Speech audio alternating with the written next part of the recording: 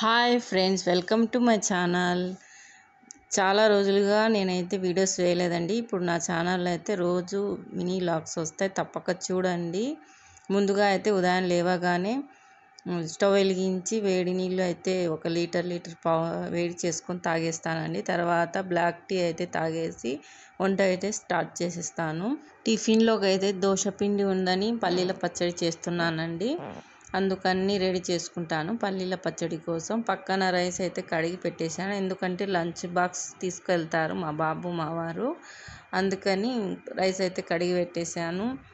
అలాగే పక్కన పల్లీలు వేయించుకొని చల్లారనిచ్చుకోవాలండి. అలాగే ఒక కడాయి పెట్టి అందులోకి టమాటాలు, పచ్చిమిర్చి, ఆయిల్ వేసి ఇలా వేయించి చల్లారనిచ్చాలి.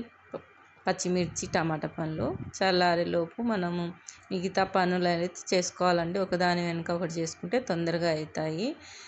ఈ దోశ పిండిలోకి ఉప్పు, సోడా పొడి వేసేసి కలుపుకోవాలి. బాగా కలిపి పక్కన పెట్టేస్తే ఈలోపు అయితే పల్లీలు చల్లారిపోయాయి. ఉల్లిపాయలు కట్ చేసి పెట్టుకున్నాను. ఒక మిక్సీ జార్లోకి పల్లీలు వేసి ఉప్పు వేసి ఇలా మెత్తగా గ్రైండ్ చేసి పెట్టుకోవాలి.